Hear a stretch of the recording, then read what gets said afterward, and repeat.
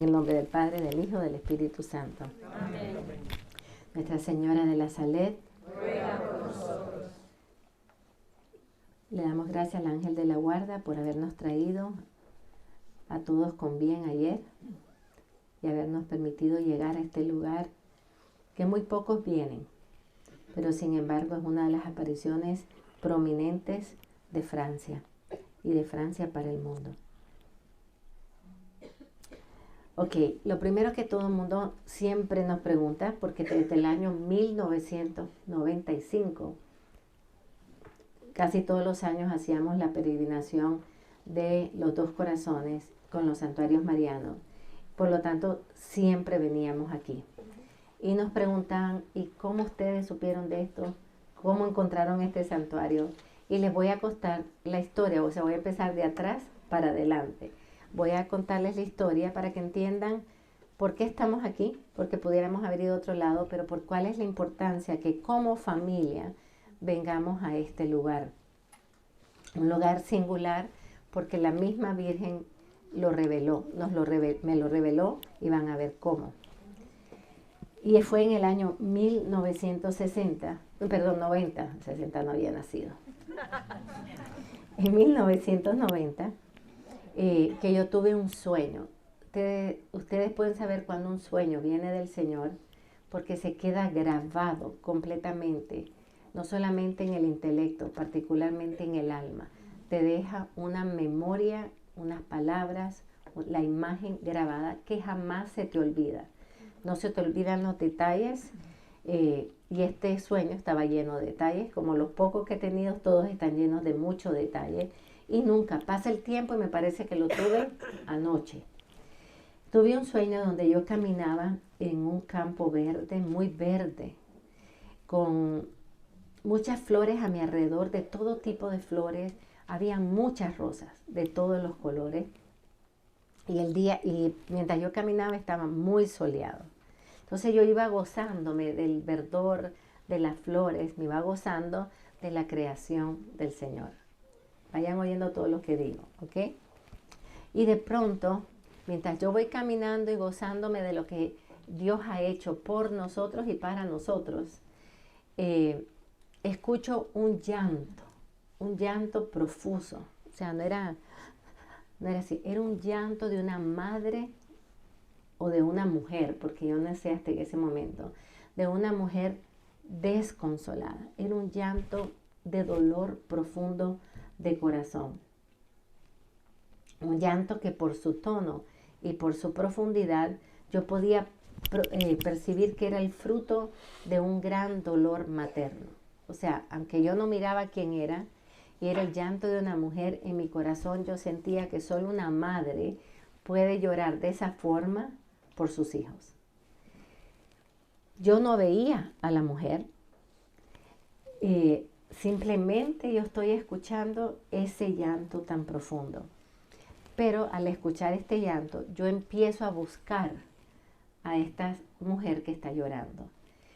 Y empiezo a irme por las plantas, por las matas, como dirían nuestros hermanos cubanos, por todas esas plantas, ay, qué linda, esas plantas verdes. Empiezo a buscar. Yo quería encontrar quién era esa señora, porque lo único que yo tenía en mi corazón es, yo quiero ir a consolar el dolor de esta señora. De repente yo encuentro a esta señora que está llorando con las manos entrecruzadas, cubriéndose la cara. Después van a ver que así es como está la Virgen, ¿verdad? Y estaba sentada sobre una piedra. Lógicamente, hermano, yo no pienso ni me imagino que es la Virgen. ¿Por qué? Porque yo nunca había visto a la Virgen sentada en una piedra.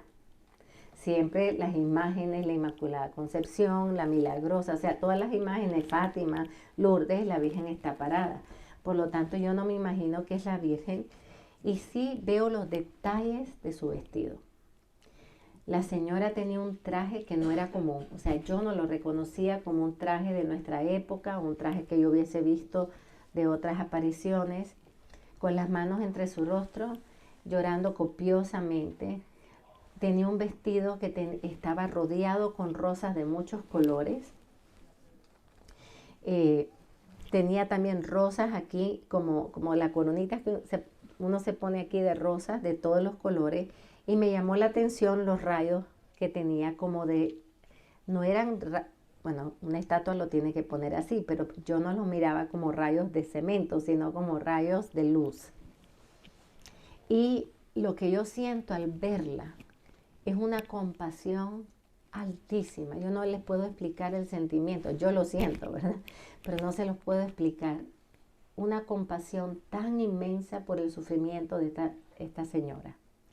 Pero no era emocional, no era sentimental, sino que era algo mucho más interior. Era una compasión que me hacía a mí sentir el traspaso que ella sentía en su propio corazón. Yo, como les dije, no reconocía que esta señora era la Virgen, ni reconocía ese vestido como algo que yo pudiera conocer, ni tampoco por estar sentada en la piedra. Pero como sentía tanta compasión, yo me arrodillo enfrente de la señora. O sea, si la van a ver, ella está así con sus piernas, está llorando así con los codos sobre sus piernas. Y yo me siento enfrente de sus piernas, muy pegadita a ella. Y lo único que quería era que ella dejara de llorar. Ese era todo lo que yo sentía. Y lo que hice es preguntarme, ¿qué puedo hacer? Yo misma me preguntaba en mi corazón, para que esta señora deje de sufrir, para que su corazón no tenga este dolor tan profundo. Arrodillada a sus pies frente a ella, empecé como una niña. De verdad yo me sentía en el sueño, no como una adulta. En 1990 tenía pues 20 y pico de años, pero no me sentía como una joven de 20 y pico, me sentía como una niña que estaba queriendo consolar a esta señora.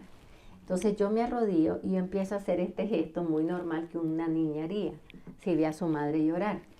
Y es que la Virgen está así y yo le empiezo a querer quitar las manos. Lo que yo quería era llegar a su rostro.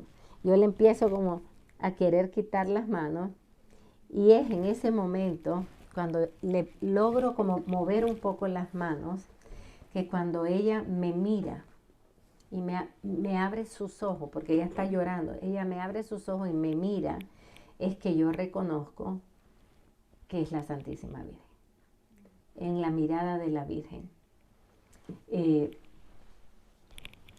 Después de varios intentos de mi mano, de querer quitarle completamente las manos, ella dejó bajar, me dejó a mí bajar sus manos.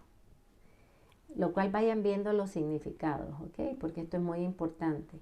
Ella me deja a mí poderle quitar las manos de su rostro y yo le suplicaba, deja de llorar, no te quiero ver llorar, no quiero que sufras más.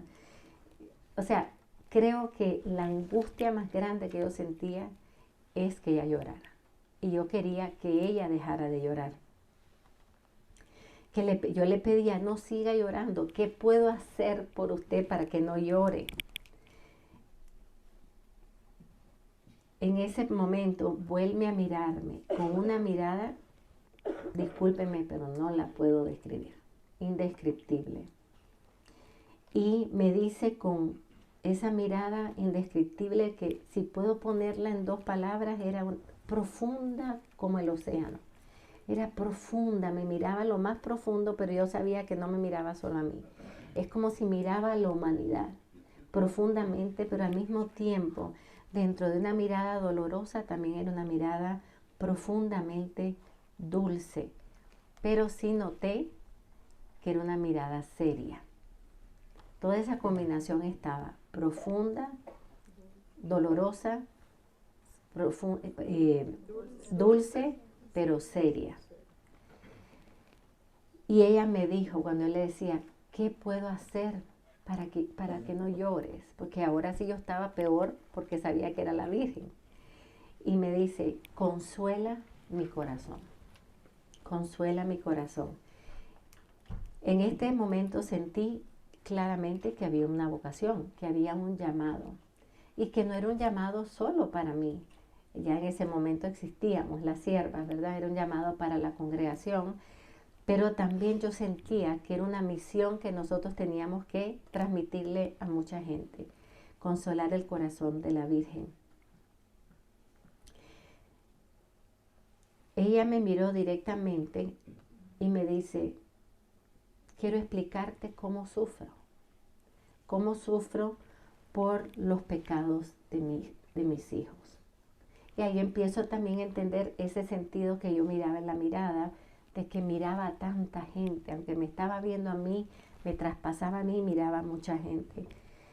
Sufro mucho por el pecado de mis hijos. Son tantos mis hijos que rechazan,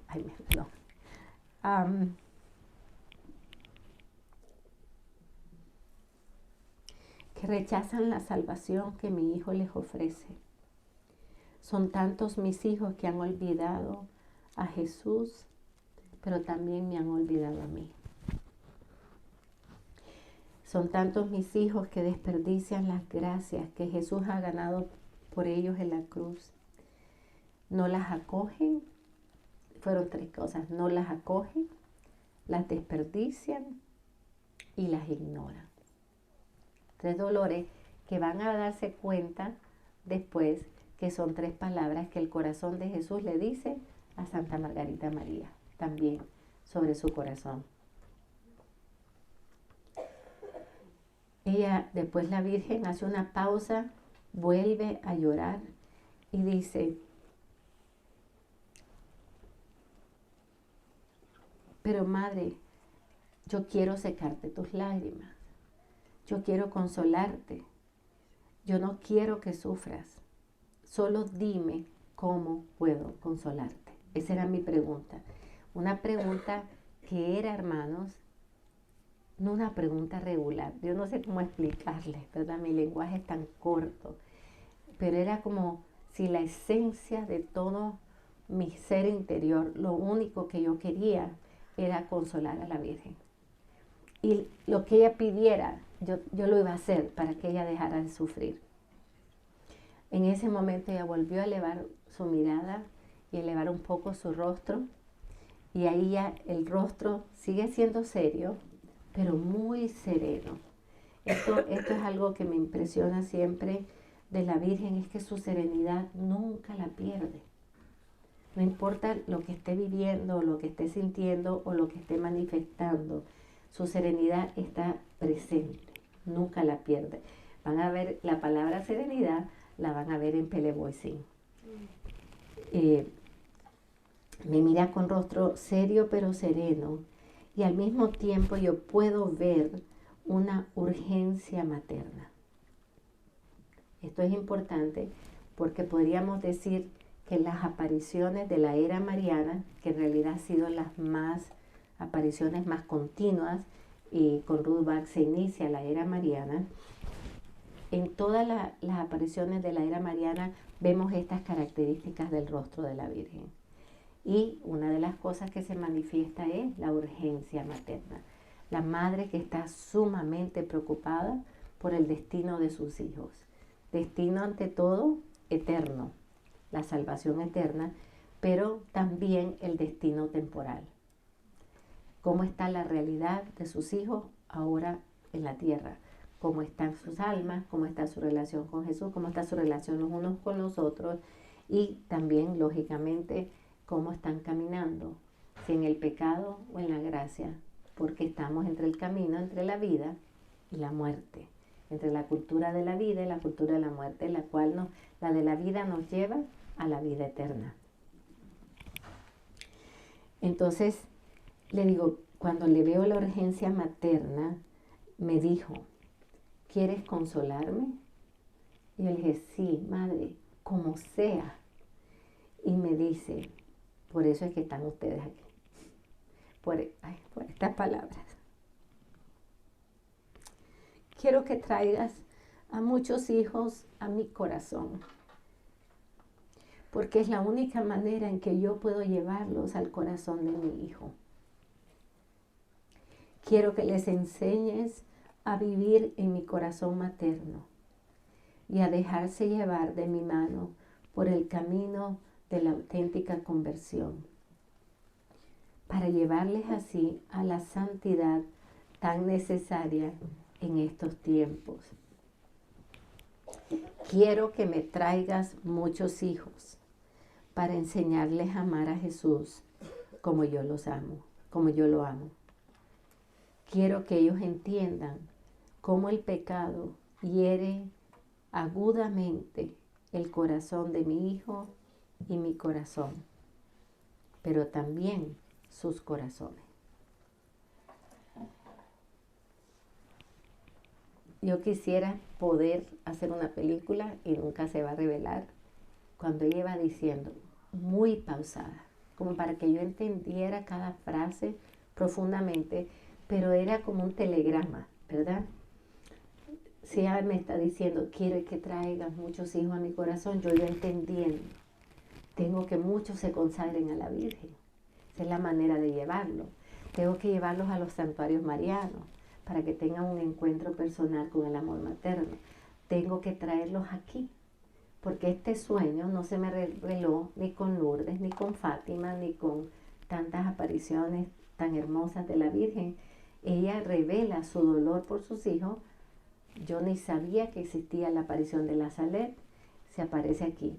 Y ahí yo sentí, Madre, cada vez que vengamos a Francia en peregrinación, aunque sea difícil, aunque pues un poquito fuera de camino, cómo yo voy a verla llorar en la Salet, cómo ella me hace esta petición, que es una petición general, tiene muchas ramificaciones, ¿verdad? Pero no traerlos aquí. Y por eso es que están aquí, para yo poderle cumplir mi promesa de secarle las lágrimas y consolar su corazón. Cuando yo escuché, y también para que ustedes le consuelen. O sea, el llamado directo me lo hizo a mí, pero no es para mí, nada más. Es para todos mis hijos y todas mis hijas. Pero también no es solamente para nosotros, es para toda la humanidad. Por eso nosotros tenemos la responsabilidad de llevar muchas personas a amar el corazón de la Virgen y conocer el amor de la Santísima Virgen y su amor materno.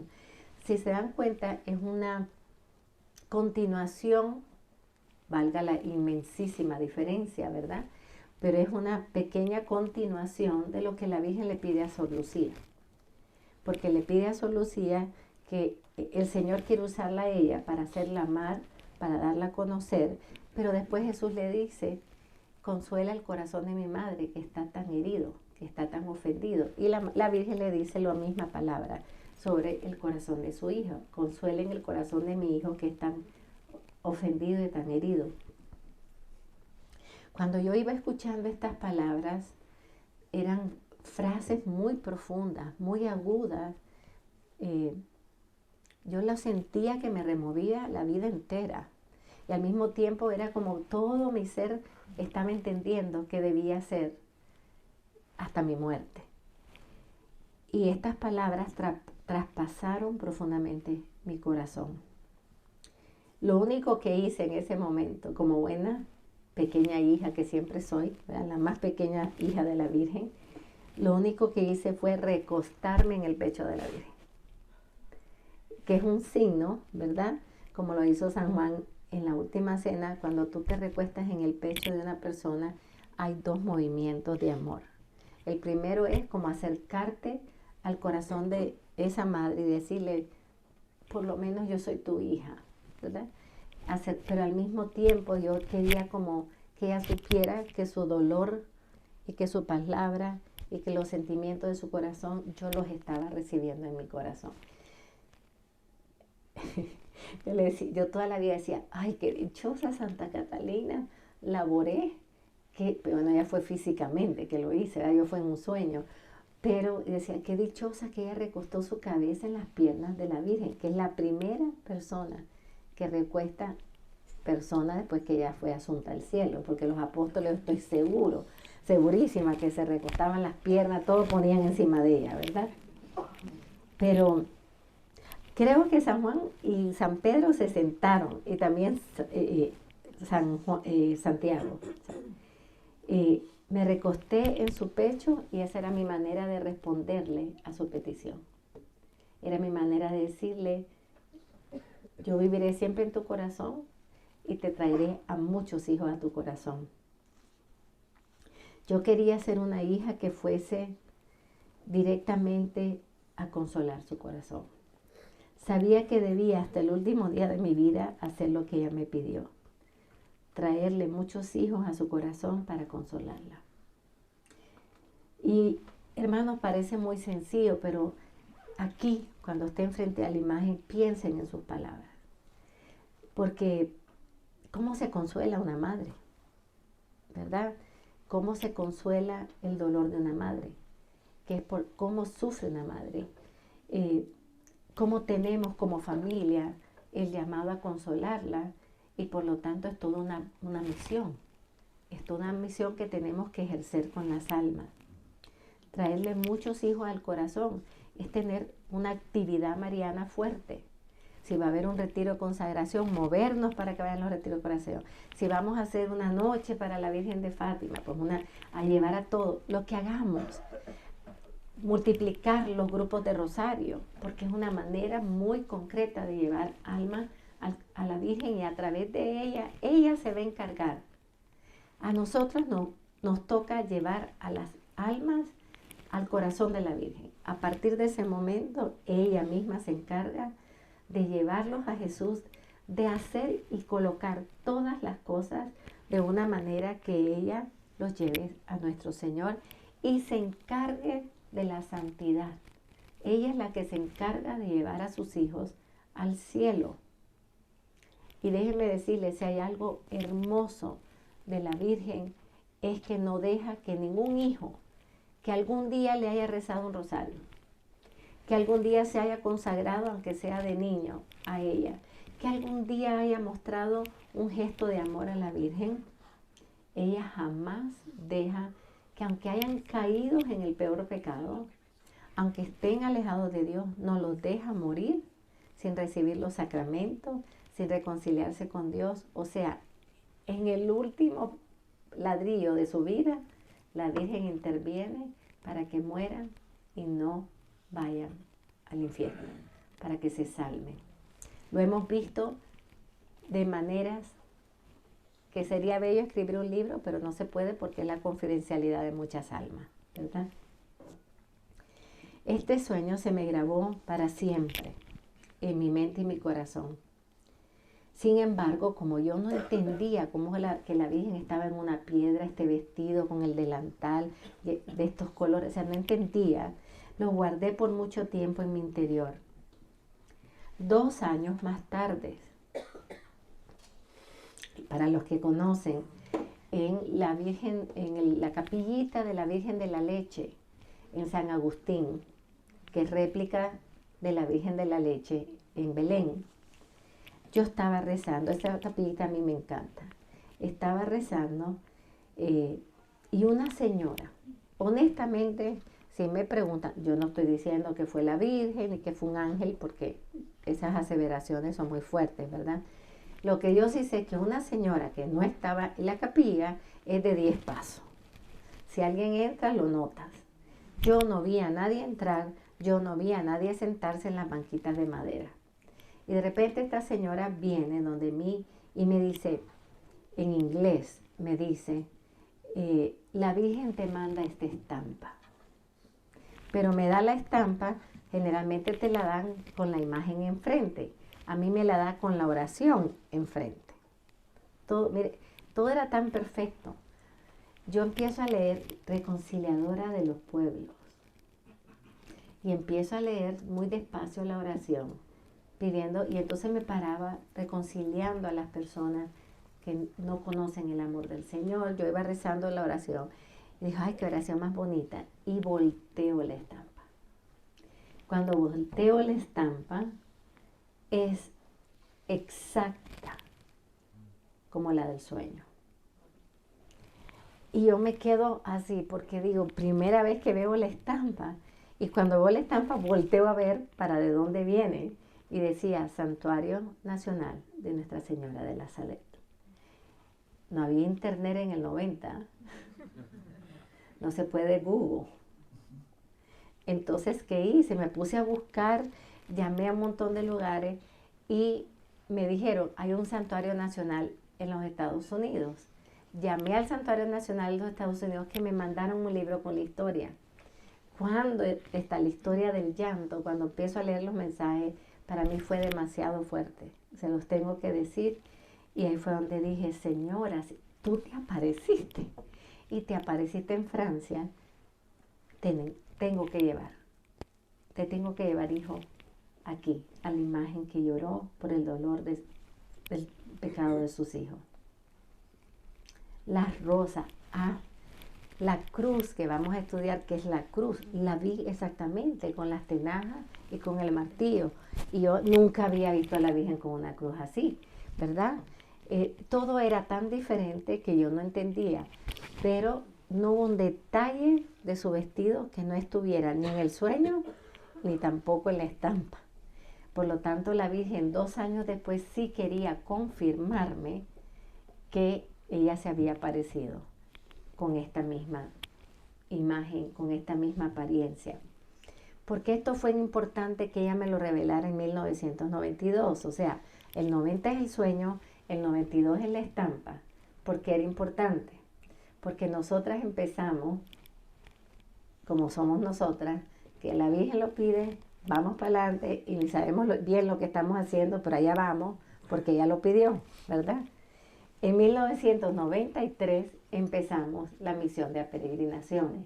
Esta peregrinación es la número 67, ¿ok? Sin contar algunas de jóvenes que no son las de los World Youth Days. En el 93, así que ella quería que yo ya supiera que ella existía como aparición cuando íbamos a empezar la primera aparición, la primera peregrinación. La segunda fue en el 94 y en el 94 fue la primera vez que venimos a La Salette con 100 peregrinos. En ese momento supe que la Virgen de La Salette quería que yo trajera a muchos aquí, pero cuando yo leo la historia veo que es en el pico de los Alpes. Y ay, cómo suben los buses en el pico de los Alpes. Pero para allá vamos, madre. La primera vez que entramos, hermano, y veníamos por la montaña, que ya les contamos todo lo que estaba pasando en el bus, ¿verdad?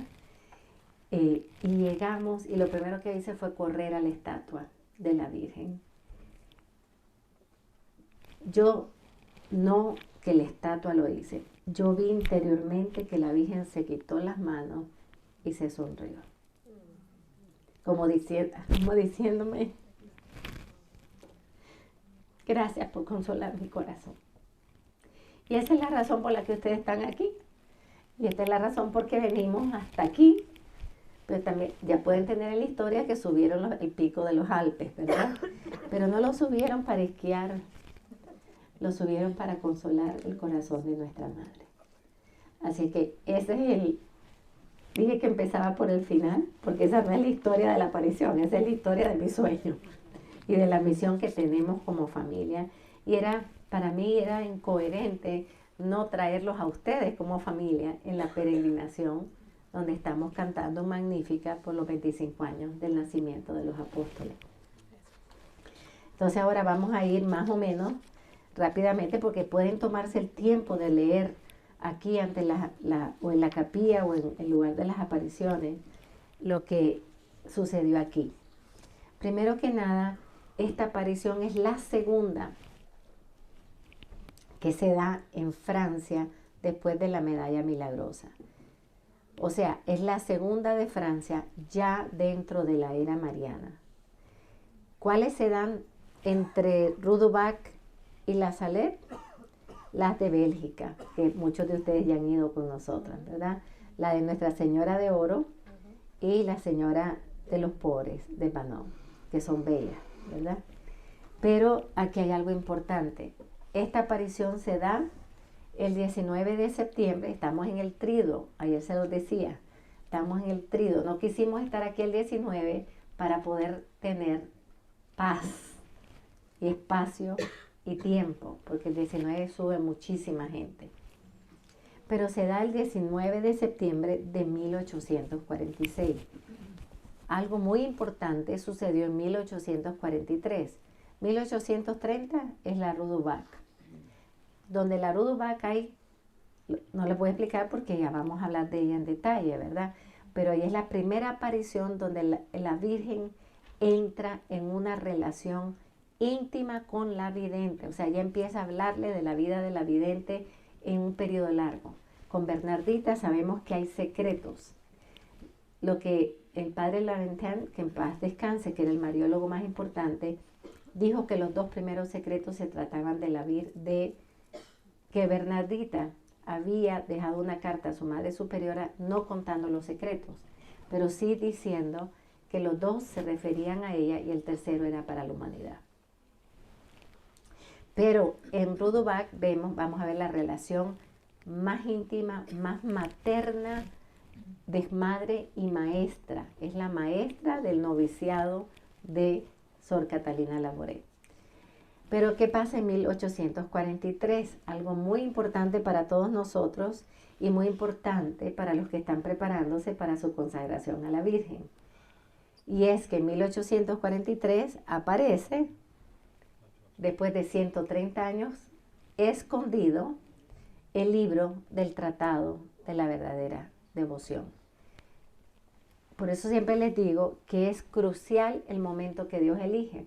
Porque lo que San Luis María Griñón de Montfort escribió en este libro, que lógicamente está escrito con el lenguaje de San Luis María Griñón de Montfort de su época.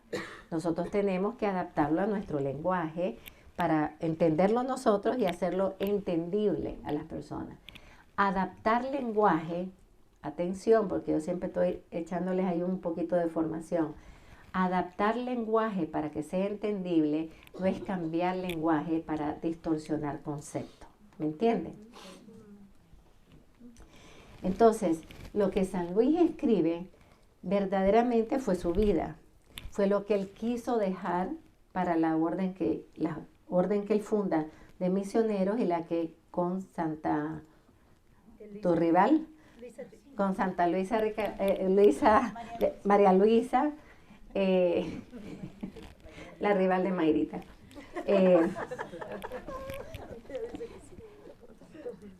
Funda también las Hijas de la Sabiduría. Entonces, él le deja en sus escritos y las constituciones, le deja el espíritu del tratado.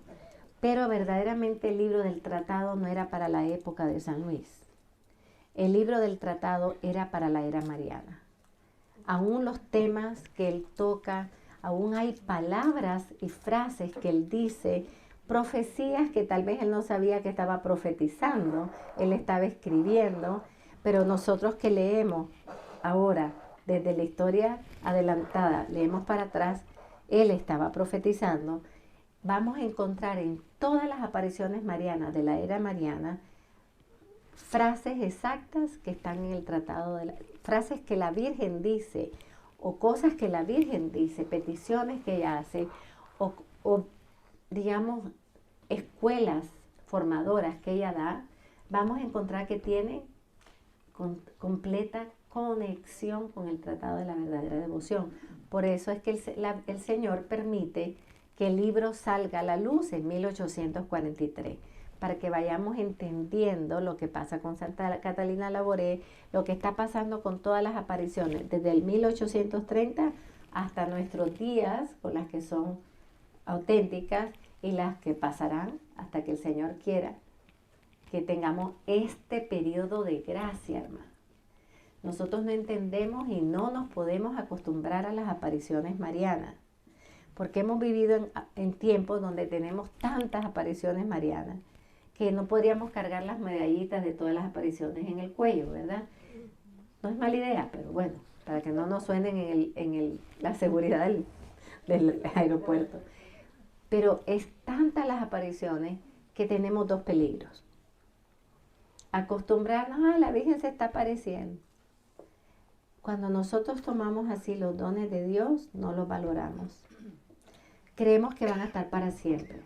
No, hermanos. Hay tiempos de gracia, hay un tiempo para cada cosa, dice Eclesiastés. Esta era mariana, de la cual nosotros somos privilegiados de vivir, también tendrá su fin. Pero nosotros estamos dentro de ella. Qué gracia tan grande que no podemos ni acostumbrarnos a ella ni desperdiciarla. Y para entenderla en su plenitud hay que orar mucho, hay que estudiar mucha mariología, no llevarse por lo que dicen, que dijo, que... No, hermanos, la mariología, si no la estudiamos, no podemos ni discernir apariciones falsas de verdaderas. Esto es importante. ¿Por qué digo falsa? Porque cada vez que hay una aparición verdadera, el demonio imita apariciones para distraer de la verdadera. Un ejemplo les voy a dar, la aparición de Lourdes, más verdadera no podía ser, ¿verdad? En la zona de Lourdes hubieron 50 apariciones al mismo tiempo, que todas no eran verdaderas. ¿Era para qué? Para que todo el mundo fuera a las 50 y no fuera a la fuente, no fuera a la verdadera. Así que eso es parte del discernimiento que nosotros tenemos que hacer. Cuando el Señor nos da un lugar, nos da un camino, nos da una escuela, nos da una espiritualidad, que esa es la que Dios quiere para mí, por eso es que tiene que ser un llamado. No es la que a mí me gusta, es la que Dios quiere para mí, porque a través de ahí voy a llegar a la santidad. Tienes que quedarte ahí. No puedes andar picoteando por todos lados, porque entonces, ¿qué pasa? Se distrae tu espíritu. Y les voy a decir una cosa. Ya me salí de la sala, pero se lo tengo que decir. Porque soy madre y maestra al fin del cabo. Que ustedes se dan cuenta, uno de los graves peligros de nuestra particular humanidad en este momento es la incapacidad de la concentración. Y cada día, a mí me encanta, me dice, madre, los videos de 3 minutos, porque la gente no tiene capacidad de estar atento más de 3 minutos. Hermanos, ese es un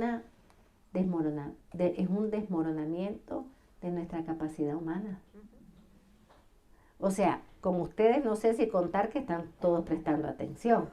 Yo espero que mis hijos ya hayan aprendido que vale la pena saber para poder vivir bien y poder razonar y discernir las cosas de Dios, de las cuales depende nuestra salvación. No estamos jugando, ¿ok? Pero yo les voy a dar simplemente un ejemplito para que se entiendan. Después no digan, la madre nos regañó. No los estoy regañando. Les estoy enseñando la dificultad que vivimos para que se despierten y se organicen.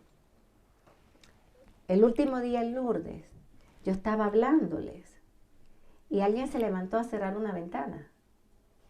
Y todas las caras se voltearon a ver a la persona cerrando la ventana. Yo no paré de hablar. Que me escuche el que tengo oído.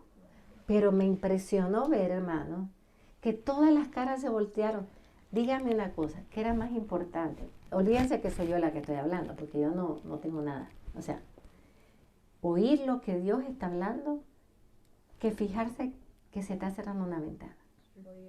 ¿Verdad? Se los estoy poniendo ese ejemplo para que nos demos cuenta con qué facilidad nos distraemos. Y el demonio lo sabe.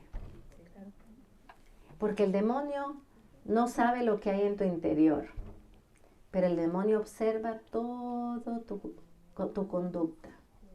Y la conducta, como él es muy inteligente, porque era ángel, tiene una inteligencia más elevada que la nuestra. Él sabe que si tú a este rápidamente lo distraemos, le voy a trabajar su falta de atención, le voy a estar metiendo ideas cuando está en una charla importante para la persona, no importante porque el orador es importante. ¿Qué es importante para tu corazón? Ay, te voy a traer una preocupación. Ay, te voy a traer que la casa no la dejaste pintada. Él sabe cómo atacarte. Y en este momento él está atacando con distracción heavily. Eso es lo menos peligroso, pero es peligroso. Porque a Dios hay que prestarle toda la atención si queremos caminar su camino de santidad. Ese era un paréntesis, ¿ok? Entonces, pero es importante, hermano. Por eso yo no desperdicio, y perdónenme, no quiero que ustedes se sientan que son niñitos en una escuela. pero son mis hijos. Y son mis hijos, para mí no tienen edad. Son mis hijos que yo tengo que estarles mostrando los peligros que corren. ¿Por qué? Porque está en juego nuestra santidad, nuestra maduración cristiana y humana. Está en juego nuestra salvación. Y no crean que distraerse no está tu salvación en juego. Porque tal vez en ese momento el Señor, a través de la pobreza de quien está hablando, iba a decir algo importante para ti. Y el que te distrajo para que no lo oyeras fue el enemigo. Siempre está en juego nuestra salvación. Entonces, regresemos a la Salet, porque estamos en la Salet. Yo no estoy sentada en una piedra, pero sí en una silla. O sea, que la Virgen llora en una piedra. ¿Por qué llora en una piedra? En Lourdes se aparece en una piedra parada porque va a aplastar, como la Inmaculada, la basura del corazón humano. Aquí se aparece sentada en una piedra llorando porque está sentada llorando sobre la dureza del corazón humano. Entonces no de, ay, mire, la Virgen se sentó en una piedra. Vamos entendiendo, Dios no hace nada y por lo tanto la Virgen, que es la sierva del Señor, no hace absolutamente nada que no esté en plena comunión y coherencia con el plan de Dios para el carisma particular de esta aparición. Sabemos que fue el 19 de septiembre de 1846 y se aparece a dos niños. Uno que se llamaba Maximino, que era tremendo el Maximino, y se parece a Melania, que era un poquito más grande que Maximino. Ya puede leer un poco de la vida de ellos, ¿verdad? Pero yo no me voy a detener más en la aparición. Ellos que ven, ellos están, porque me preguntaban ayer, ¿por qué ellos están aquí? Bueno, porque la Salet, ¿por qué se llama la Virgen de la Salet? Porque aquí había un pueblito de gente muy de pobreza, de muy escasos recursos, que su trabajo era cuidar ovejitas. Entonces ellos vivían, no era como un pueblo establecido, pero era como una villa que se llamaba La Salet. Y Melania y Maximino vivían en estas montañas, cuidando las ovejitas. Era su trabajo, como los de Jacinta, Francisco y Lucía. De repente, Melania le dice a Maximino, ¿qué estás viendo? Porque vieron una luz resplandeciente. Siempre hay una luz resplandeciente cuando la Virgen se aparece.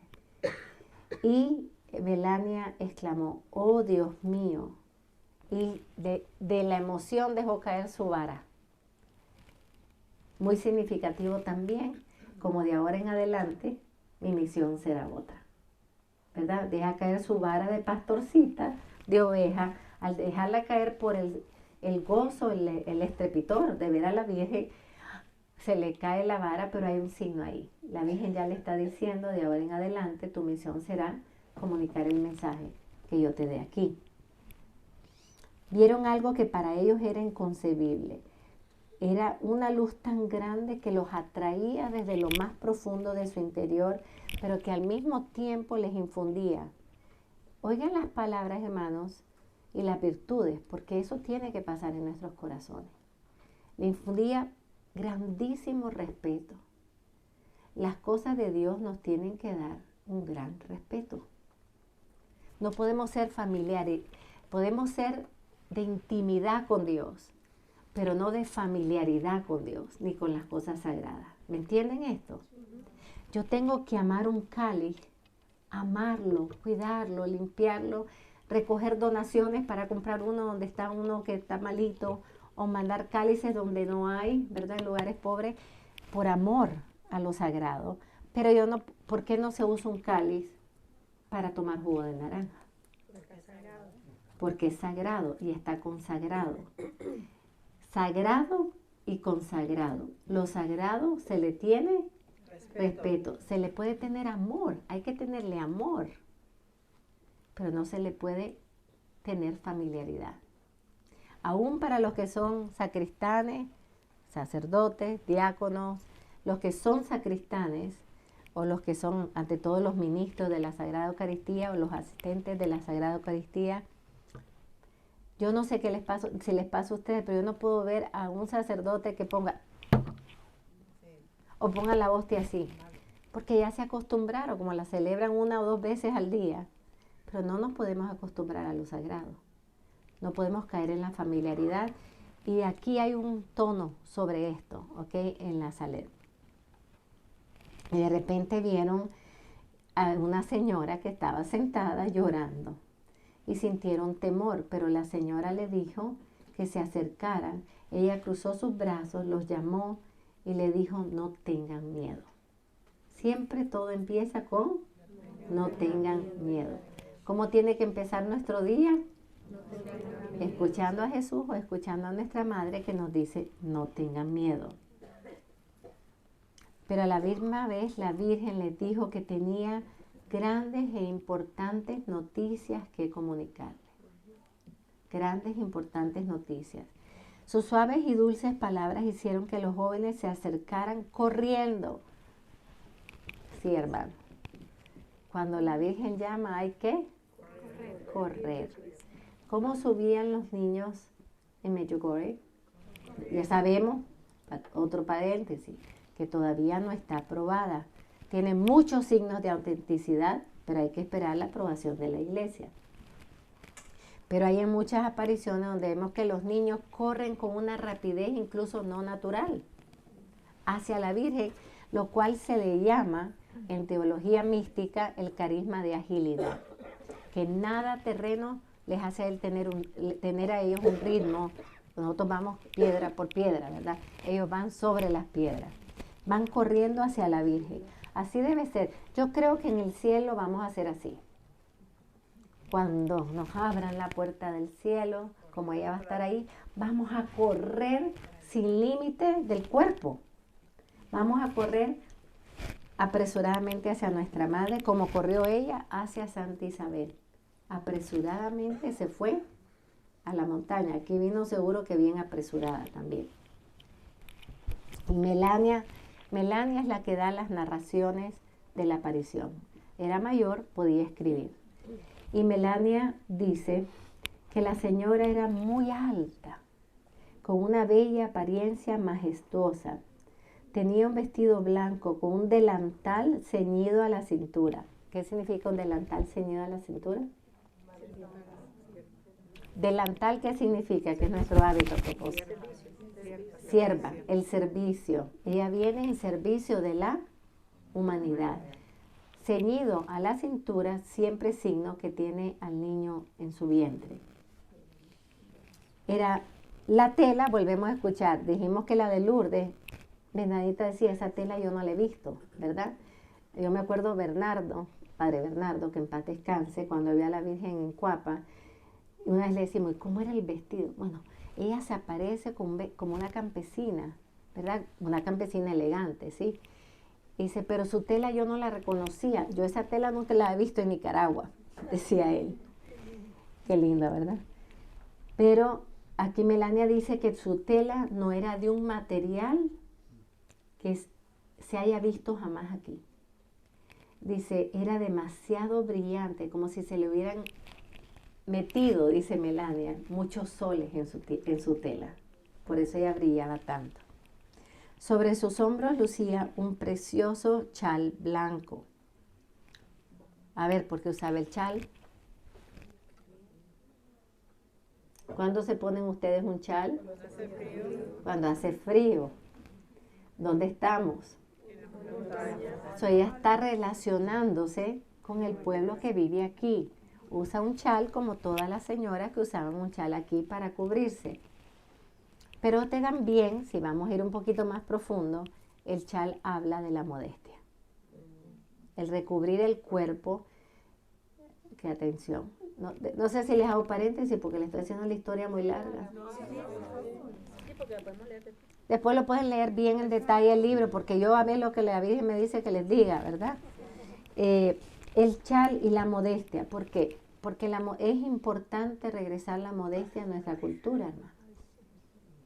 La modestia no es puritanismo, porque tenemos el problema de un vicio que se llama puritanismo, que no es, ¿por qué lleva el ismo? ¿Verdad que todo lo que lleva un ismo no es bueno? El pobre palabra ismo, ¿verdad? Pues empecemos desde los sísmicos, ¿verdad? Los sismos son terremotos. Pues el comunismo es malo, el ateísmo es malo, el consumerismo es malo, el capitalismo es malo, el socialismo está bastante chueco. Sigamos con los ismos. ¿Qué cosa es el puritanismo? Una distorsión de la pureza, una exagerada, malentendida pureza. Entonces la Virgen no quiere que seamos puritanos, sino que seamos puros.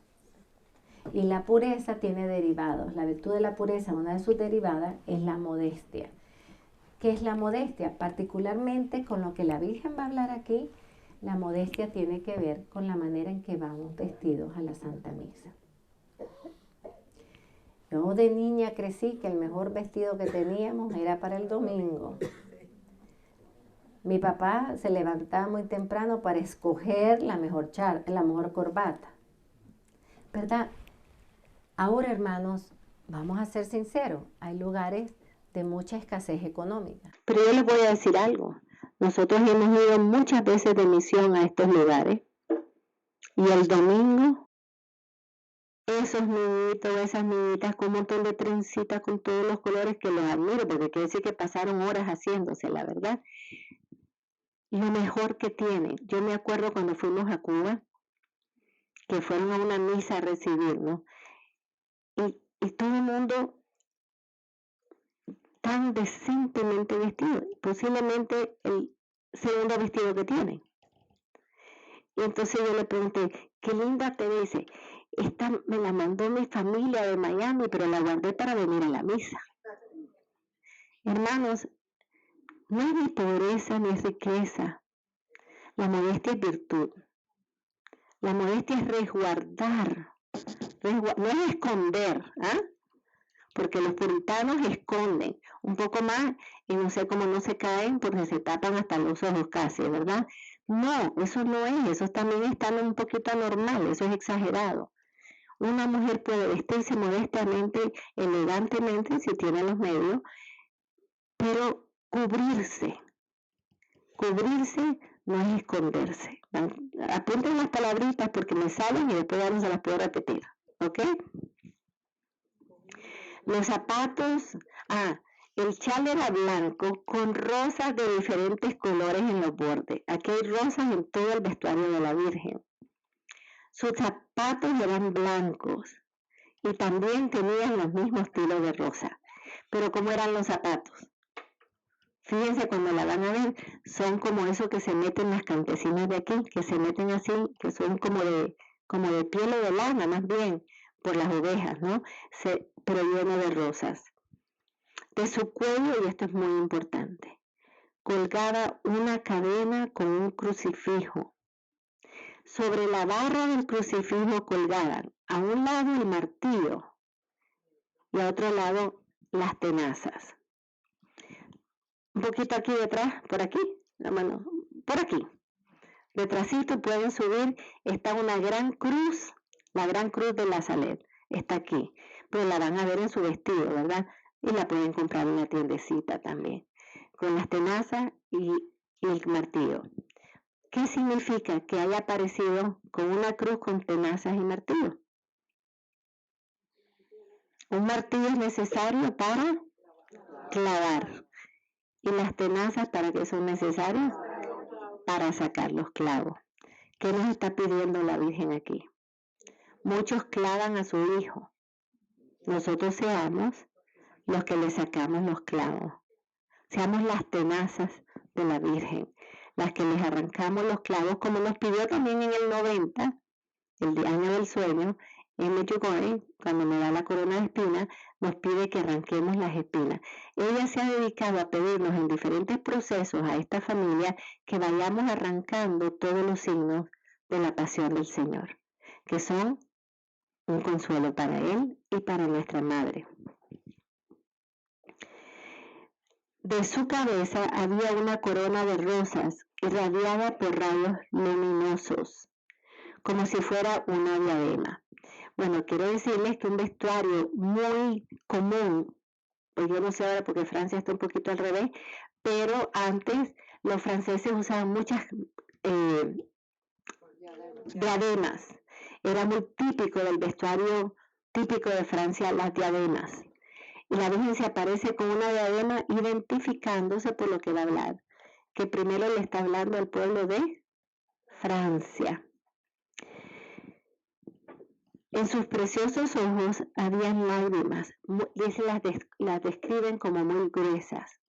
Y es verdad, cuando a uno se le sale una lagrimita por algo, la lagrimita es flaquita, ¿verdad? Pero cuando uno llora profusamente, ¿cómo son las lágrimas? Gruesas, que hasta cuando te caen hacen como una marca de este tamaño, ¿verdad? Y rodeaban, o sea, las lágrimas estaban en todas sus mejillas, pero toda ella estaba rodeada de una luz sumamente brillante. Le dijo a los dos niños que la mano de su hijo era tan fuerte y pesada que ya no podía sostenerla, a menos que la gente hiciera penitencia. Penitencia. Claro, hermanos, que venir aquí conlleva una pequeñísima, vamos no a exagerar, porque acuérdense cuando les hablé del no dar falso testimonio, se da o por la mentira directa, o por la exageración, o la minimización. Es una pequeñísima penitencia, porque penitencia hubiera sido subir esta montaña a pie. ¿Ok? La subimos en bus, nos medio mareamos algunos, pero se nos salió cuando ya pusimos pies en tierra, ¿verdad? La penitencia fue mínima, pero hubo una pequeña penitencia. Yo ofrecí todo lo que pasamos ayer para que saliera el sol hoy. Así que si tenemos sol es gracias a la pequeñísima penitencia que hemos hecho. O sea, ¿qué hay que hacer para levantar la mano pesada? ¿Qué significa esto de la mano pesada? Aquí yo les voy a hablar porque aquí, ay, perdónenme que les hable tanto, pero porque es que hay muchas cosas andando. La mano pesada, no es que Dios es pesado. Pesado es gente, pesada. Pero Dios no es pesado. ¿Qué significa la mano pesada? Es la justicia divina. ¿Ok?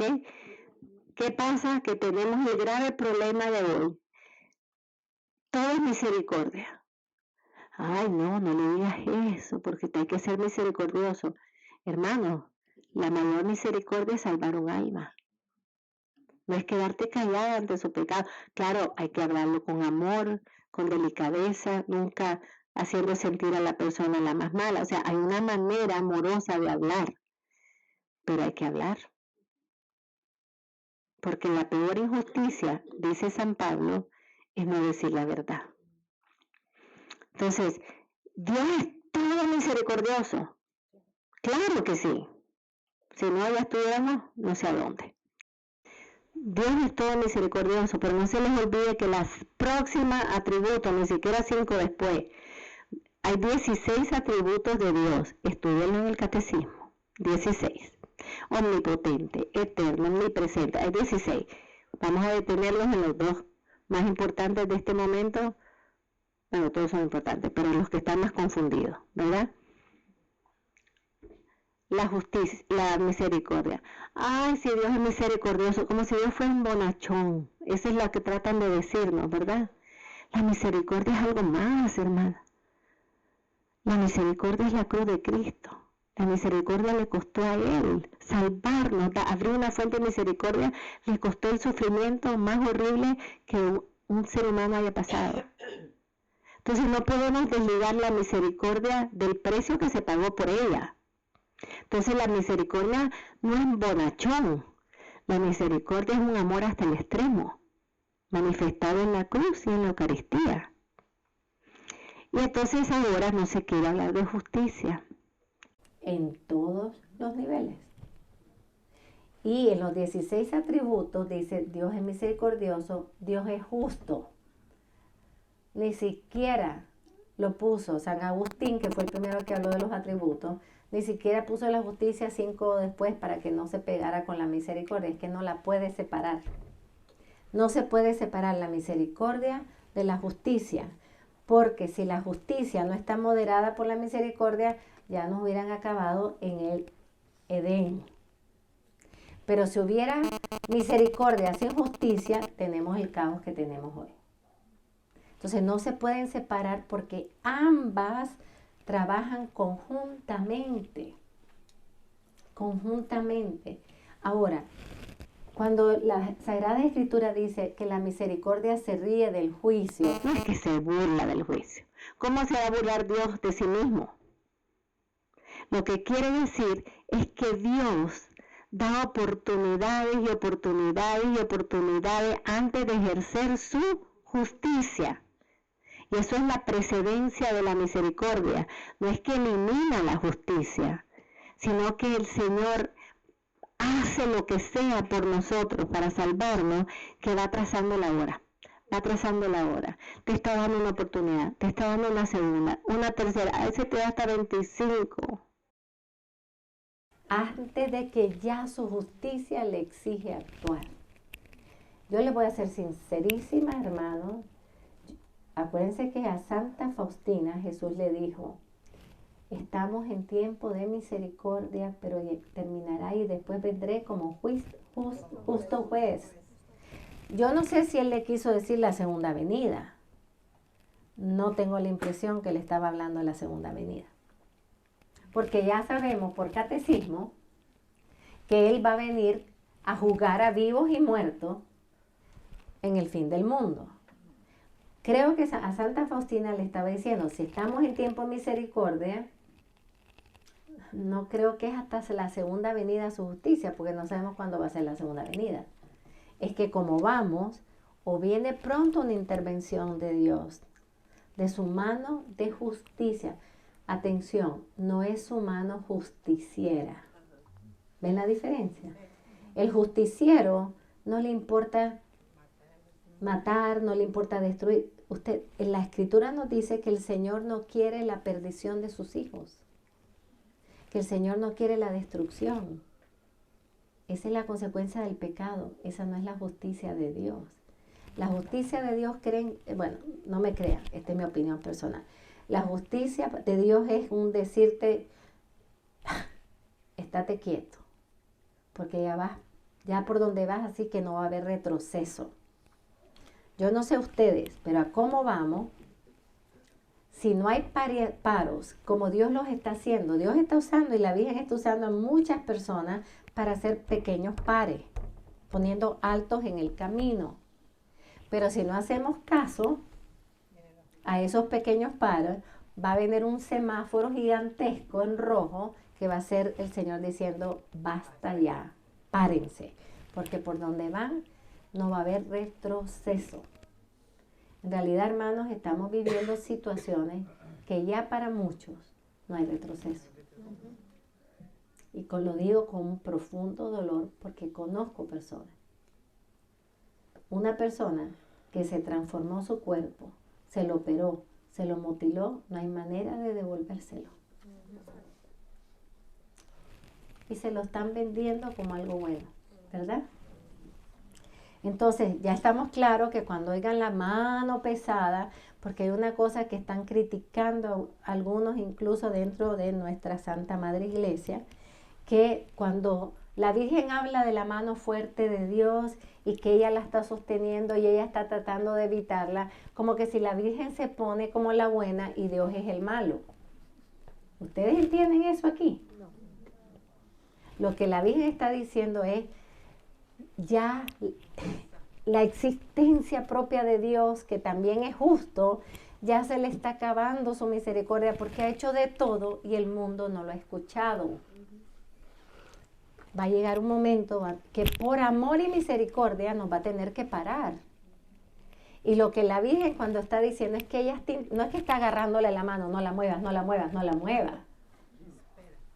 La Virgen no hizo eso en Caná. No le agarró la mano a Jesús y le dijo, ahora es el vino. Le dijo, no tienen vino. El diálogo, ¿verdad? Yo me la imagino, ay, hijo mío, dale 10 añitos más, pero más de 10 años. Si en un día me hacen desastres, en 10 años, pues dale 3 años, ¿verdad? Eso es lo que está haciendo la Virgen. Lo que está haciendo no es agarrando el brazo, es deteniendo la hora para darnos más oportunidad con amor materno. ¿Ustedes no creen que Jesús está llorando? No solamente la Virgen llora, Jesús llora por lo que está viendo en la humanidad. Solo para que estén claros, porque este cuentito de la mano pesada y que la Virgen no puede estar deteniendo, ¿cómo que no puede estar deteniendo la hora?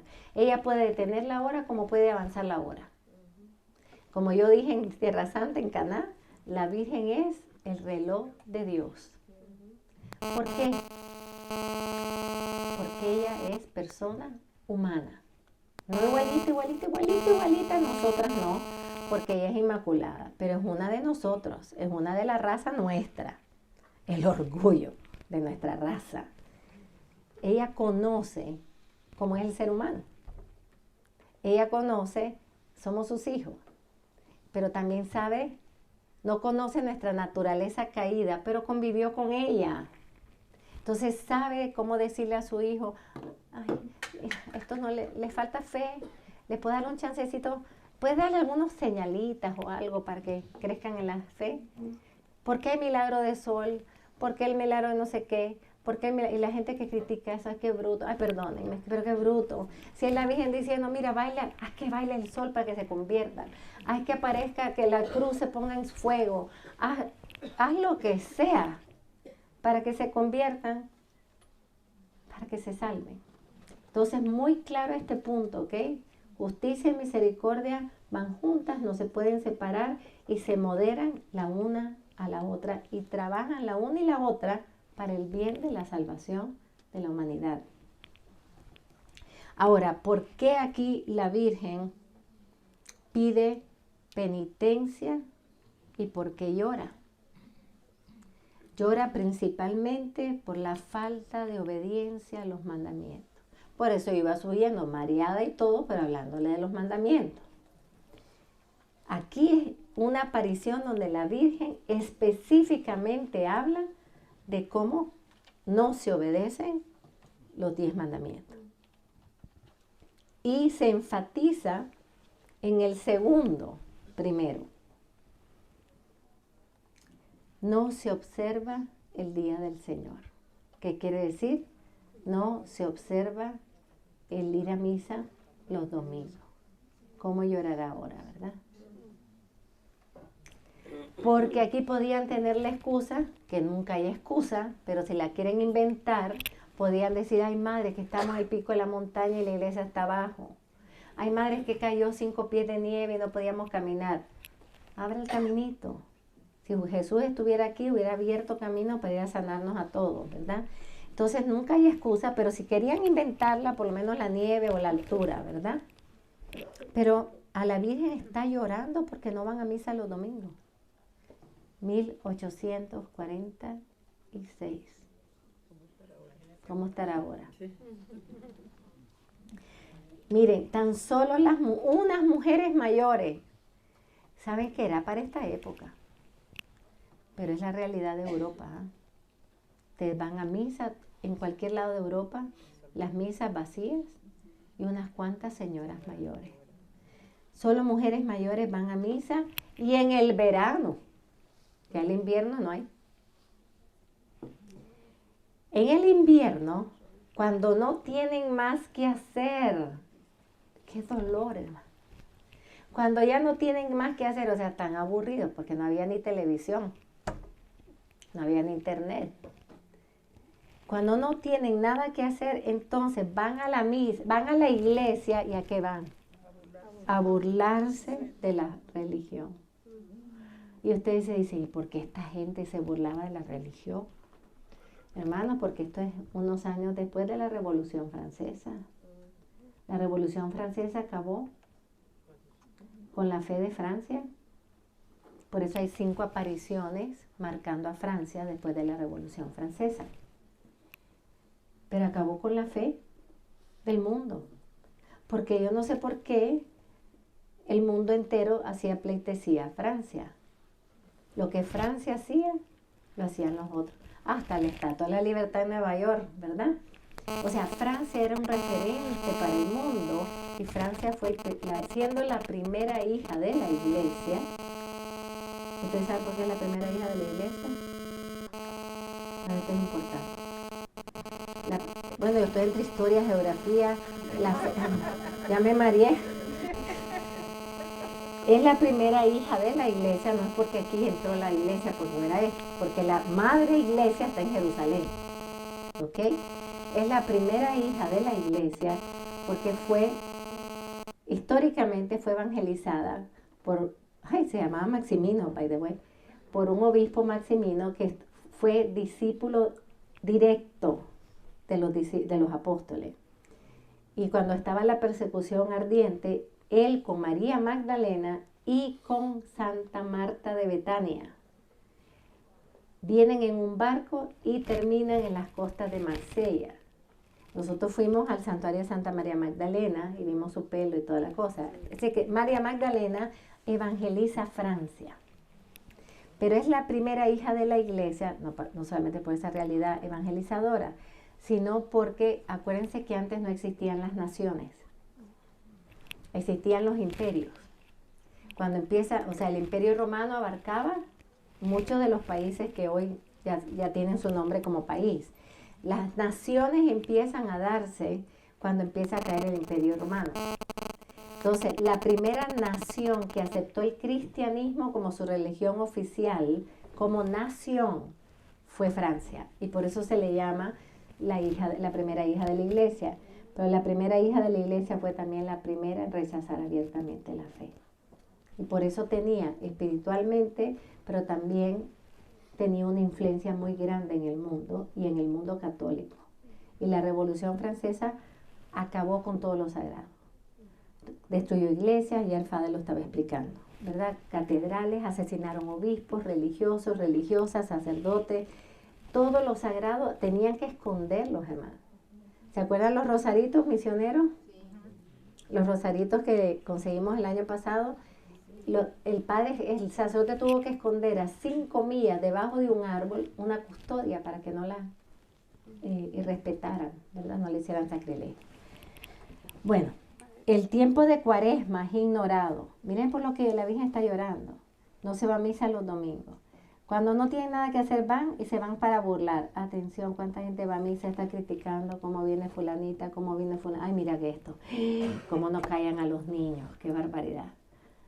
Los que pueden de verdad callar a unos niños, hay que canonizarlos. Especialmente niños chiquititos en una misa larga. Larga que para nosotros es corta, pero para ellos es larga. Hermanos, los niños hay que educarlos, pero hay que tener la comprensión del proceso de la niñez. ¿A qué niño le vas a decir de 3 años? Mira, ahí está Jesucito, guarda silencio por 1 hora. Lo que más podemos lograr es que le tiren 5 besos a Jesucito. Mira, está Jesucito, tírale un beso, tírale un beso, tírale un beso.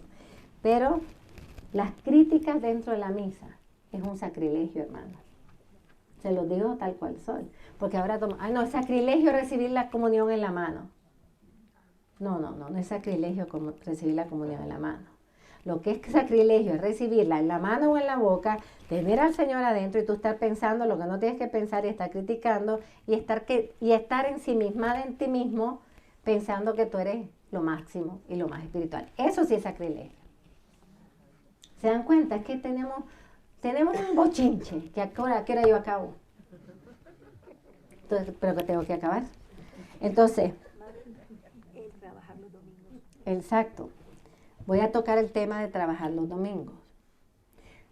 Generalmente, la cultura ya ha cambiado, que los domingos, generalmente, muchos negocios ya abren. ¿Y qué pasa? Que quien no trabaja, no come. Dijo San Pablo, no lo estoy diciendo yo. Y si te ponen el horario de domingo, te toca trabajar. Ahí no estás violando la ley de Dios. La ley de Dios la violas. Si teniendo que ir a trabajar, tú no te organizas a qué misa vas a ir primero. La misa tiene que ser primero. Los domingos no abren a las 8. Yo trabajé muchísimos años en Birdines y tenía que trabajar los domingos. Trabajamos, yo era la manager del departamento de hombres. Yo empezaba a las 10, ¿a qué misa yo iba? A las 8. Entonces, ¿cuándo es? Porque que tengo que trabajar mañana. Y vengo cansada. No sé, cansado más que yo estaba Jesús caminando todo esto, todo lo que caminó. Para ir a sanar a un enfermo en un lado y el otro enfermo ir a exorcizar. Eso sí es cansancio, hermano. Entonces, eso es. No critiquen a la persona que tiene que trabajar el domingo. Porque entonces ya caemos en el fariseísmo. ¿Se dan cuenta que todos los mismos son malos? El fariseísmo es yo soy mejor, porque yo no trabajo los domingos. Así mismo porque tú trabajas de lunes a viernes y no perdiste tu trabajo. Esa persona tiene que mantener su familia. No es, el problema no es trabajar, el problema es que por trabajar no pones a Dios primero. Ahí está la cosa. ¿Cuál es el primer mandamiento? Amar a Dios sobre todas las cosas. Dios es primero. Otra cosa que la Virgen aquí va para el tercer mandamiento. Dice, los hombres no pueden jurar sin tomar el nombre de Dios en vano. Hermano, ¿cuántas veces la gente dice, te lo juro, madre, que yo no hice eso? Bueno, retrocede, porque te estás ofendiendo a ti, me estás ofendiendo a mis oídos y sobre todo estás ofendiendo a Dios. Nosotros no podemos jurar. Pero lo peor es decir, te lo juro por Dios. Te lo juro por mi vida. Ay, hermano, y que tú eres dueño de tu vida. Usar el nombre en vano. Decir que somos cristianos y no vivimos como tales, hermano. Usar el nombre en vano, decir que somos familia y no vivimos como familia. Usar el nombre en vano es decir, yo amo este carisma y no lo vivo. Decir el nombre, yo soy Mariana y no rezar, ni por lo menos el rosario. O sea, se dan cuenta que usar el nombre en vano no es solamente algo oral, es darme un título de Dios que yo no vivo, que soy incoherente. Entonces, la Virgen llora aquí por el segundo y el tercer mandamiento. Llora por los 10, pero aquí explica estos dos mandamientos. La desobediencia y el pasar por alto los mandamientos de Dios son las cosas que hacen que la mano de mi hijo sea más pesada. O sea, son aquellas cosas que están haciendo al corazón de Jesús. Decir, Señor, Padre, tengo que ejercer justicia. Pero dame un chance. ¿Saben dónde estamos nosotros, hermano? En la parábola de la higuera. Ahí estamos. En una parábola porque siempre hay que buscar la vida, los tiempos, discernirlo todo con el Evangelio. ¿Dónde estamos? En la higuera. ¿Qué pasa siendo Jesús por la higuera? Va con sus apóstoles. ¿Y qué le pasó a esta higuera? Está seca. Sí, ya vi que no da fruto. La voy a cortar. Y uno de los, déjalo un ratito más. Sí, uno de los apóstoles, que eran bastante chuecos como nosotros, le dijo, Señor, déjalo un ratito más. Imagínense cómo le dice la Virgen. Hijo, por favor, dale un ratito más. Mira, yo me voy a aparecer. Yo voy a hacer todo lo que tenga que hacer. Dame un momentito más, dame unos añitos más. La era mariana es la petición de la Virgen a su hijo. Dame unos años. Dame un poco más de un siglo, ¿sabes? ¿Por qué le pidió más de un siglo? Porque el demonio se le apareció a ¿quién? A León XIII, al Papa León XIII, donde le dice que le ha pedido permiso a Jesús de tentar a la humanidad, porque está retando a Jesús. Le dice, yo te voy a probar que tus discípulos no lo son. Dame un siglo, dame 100 años para probártelo. Y la Virgen dijo, ¿qué? El dragón pidió un siglo y pues yo necesito más. Porque él le pidió en 1870 y pico. Fue la visión del demonio, que es cuando escribe el exorcismo de San Miguel y cuando pide a la iglesia que recemos a Miguel Arcángel después de cada misa. La oración pequeñita, que yo creo que la debemos de rezar cada hora, ¿verdad? Pero porque la Virgen dijo, este quiere 100 años. Ay, no, yo le voy a pedir más de un siglo. Y si es necesario 2. Porque tengo que deshacer, no solamente tengo que proteger, no solamente tengo que cuidar a mis hijos, tengo que sacarlos del hoyo que se van a meter. Y por eso están habiendo conversiones paulinas, conversiones muy fuertes, hermanos. La Virgen está logrando conversiones muy fuertes, porque la violación de los mandamientos es la Rajat, la primera gran alianza de Dios con los hombres. Así es como deben de vivir el pueblo de Dios. Si los violamos, no somos pueblo de Dios. Y si no somos pueblo de Dios, no estamos bajo la protección de Dios. ¿Se dan cuenta? No puedo, yo hago lo que sea, Dios me cuida. A ver, mamá, no te cruces esa calle, no te des traficada. Y el niño sale corriendo, va a hacer lo que quiera. Y la mamá, por más que quiera, no lo puede detener que lo atropelle un carro. ¿Verdad? Entonces, hermanos, cuando nosotros rompemos nuestra identidad como pueblo de Dios, cuando no vivimos como pueblo de Dios, la mano protectora de Dios la hemos rechazado. Y ahí es donde vemos tanta cosa que está pasando. Lo que está pasando, perdónenme, yo no sé porque no soy ingeniera ni nada de esto, se lo dejo a los ingenieros, pero lo que está pasando, sí, claro que sí, que hay decisiones humanas que estamos afectando la creación. Ahí después ahora les pongo un paréntesis, que ustedes no oyeron porque se fue la conexión. Pero, hermanos, el problema de la naturaleza no es el cambio climático. El cambio climático lo estamos causando nosotros, con nuestro pecado. ¿Por qué? Porque hay un orden en el Génesis. Dios crea todo.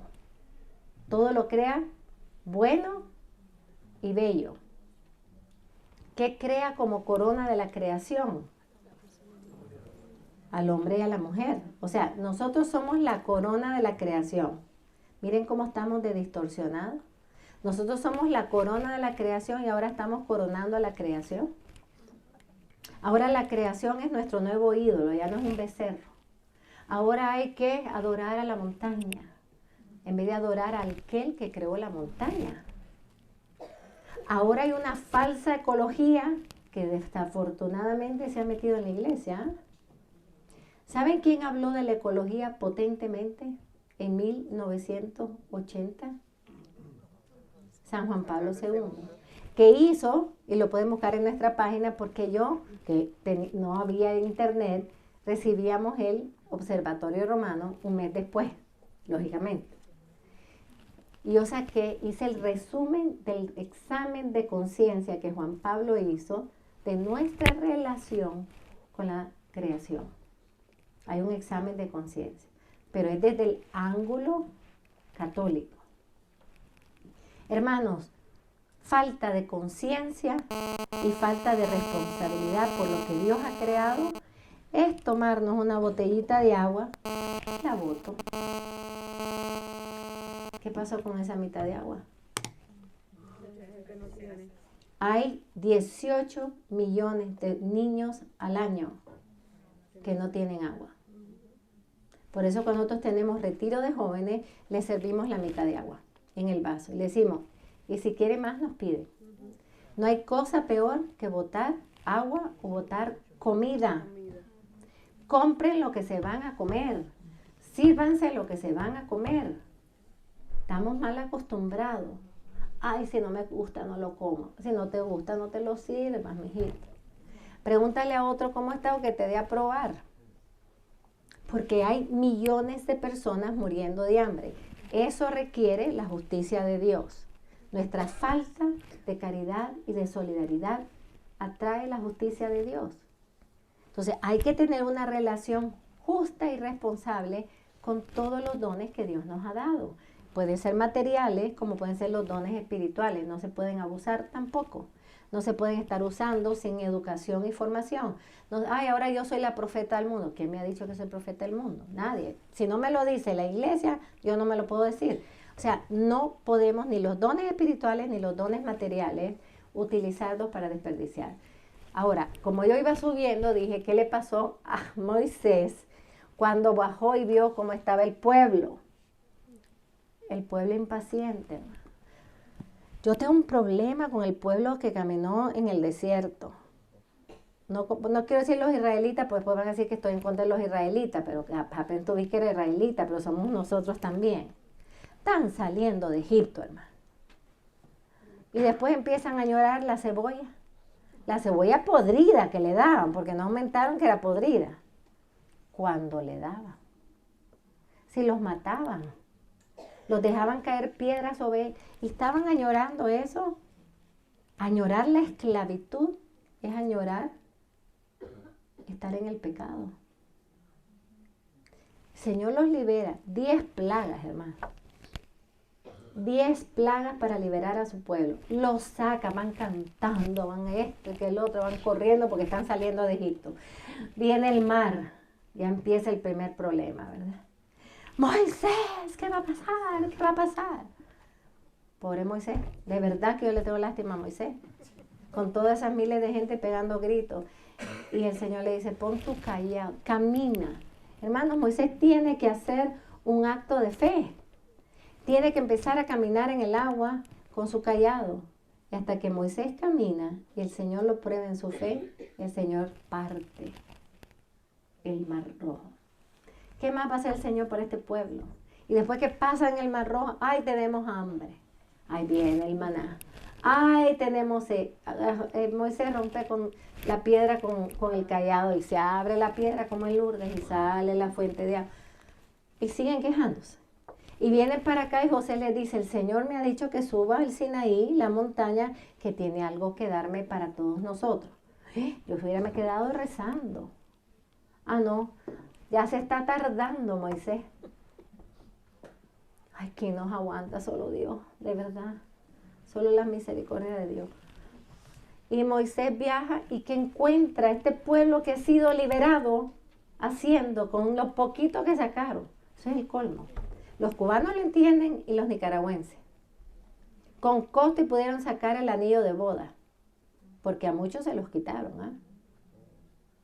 Y esta gente que salió volada, con costo y sacaron a lo mejor una cosita de oro. Y dieron todos esos oros para hacer el becerro.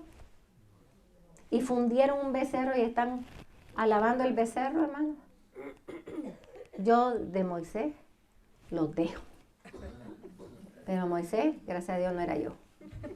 Pero se puso bravo. ¿Y qué hizo? Tiró para abajo las tablas de la ley. Y se rompieron. Como diciendo, ustedes han dejado de ser pueblo de Dios. Porque han puesto a otro Dios primero que el Dios verdadero.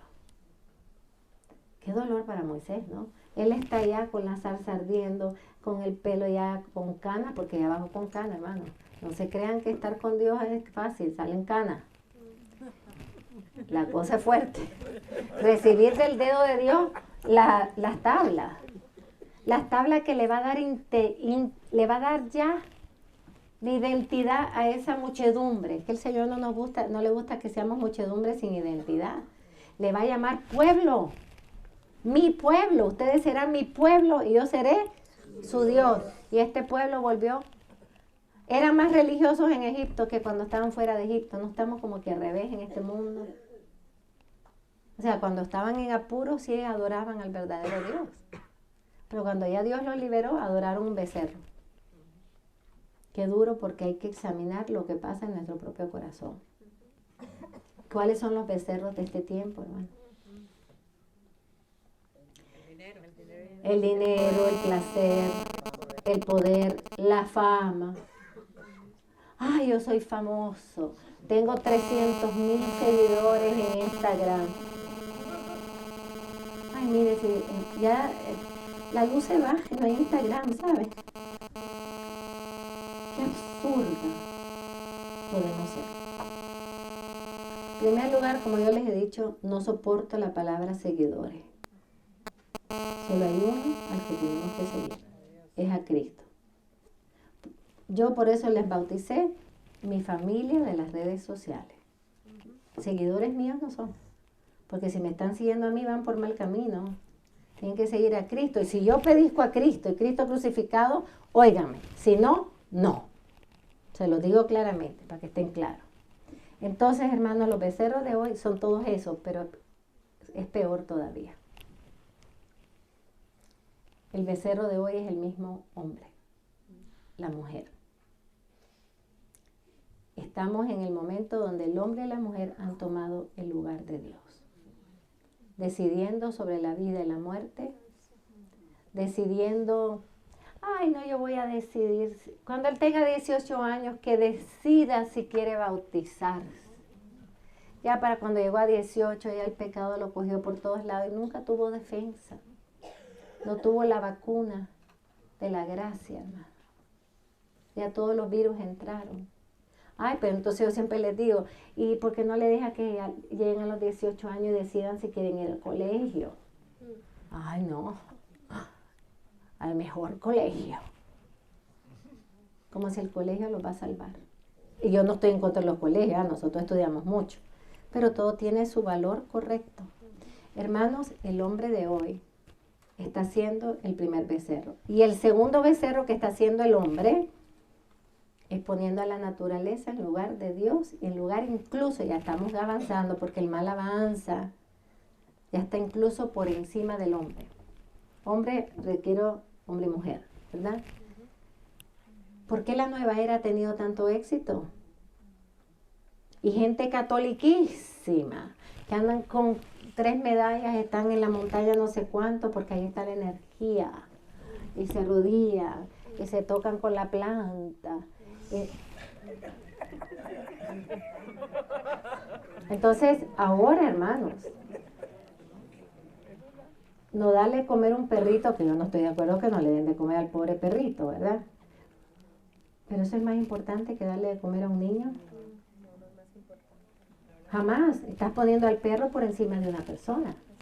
Nunca nada puede estar encima de Dios ni encima del ser humano, que es la coronación de la creación de Dios, porque somos hechos a imagen y semejanza de Dios.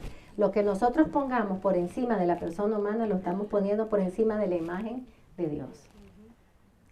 Tenemos un descontrol gravísimo, pero hay que estar claros, hermano. Católicos que van a misa que me dicen, ay madre, yo como que estoy creyendo en la encarnación. Reencarnación, perdón. Ay, no es suficiente para ti la encarnación del Dios que se hizo hombre. Ay, no, yo creo en eso también. También. Hermano. Ay, perdón.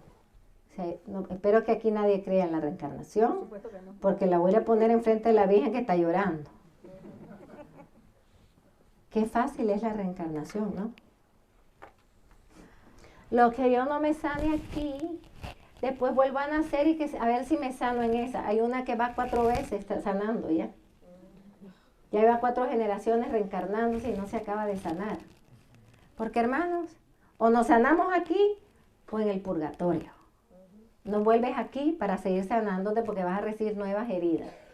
Entonces ya van, si eran 4, ahora tienes 8. Si vas de esta vida, tienes 12. Qué absurdez. Pero no es ponerse el hombre por encima de Dios. Somos hasta dueños de cuántas veces vivimos. No solamente ya estamos dueños de la vida, sino de cuántas veces vivimos. Y estamos dueños de lo que hacemos con nuestro cuerpo. ¿Cómo se le llama ahora? Mi derecho reproductivo. Ay, qué bonito suena. Hasta ginecológico suena. Mis derechos reproductivos. ¿Y desde cuándo tú te creaste tus ovarios, tus úteros, todo lo que tiene que haber ahí? ¿Cómo puedes tener derecho sobre algo que tú no creaste? Porque para patentizar algo y tener derechos reservados, lo tienes que haber hecho tú, ¿no? ¿Se dan cuenta, hermano? Hay que razonar en estos tiempos. Para no llamarle aborto, se le llama mi derecho reproductivo. Suena bonito, pero hay que hacer una pregunta. ¿Y qué pasó con el derecho del niño? Pero es mi cuerpo, pero ese es su cuerpo. Es mi voluntad. ¿Y la voluntad del niño? O sea, hay que saber argumentar, hermanos, con el razonamiento basado en la fe y en la moral católica. Pero ya llegamos también a ser los que determinamos la muerte. O sea, estamos violando todos los mandamientos de Dios, pero ya esto ya está pasadito. Estamos violando todo el evangelio. Ya estamos saltándonos también el magisterio de la iglesia. ¿Qué nos queda, hermano? O regresamos a Dios y regresamos a la fe. Y quiero decirles algo porque también esto lo oigo mucho. Ay, que esa gente es muy radical. No, hay gente que es radical, tienen el radicalismo. No, pero hay que ser radical. ¿Los cristianos somos radicales o no somos cristianos? Porque el amor es radical. El amor no es mediocre. Ay, es que eso ya es radical. ¿Saben cuándo usamos ese? Ese es radical. Cuando queremos ser mediocre.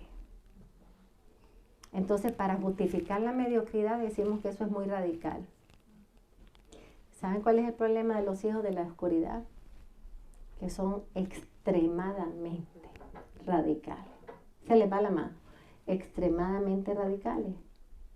Y nosotros somos demasiado mediocres.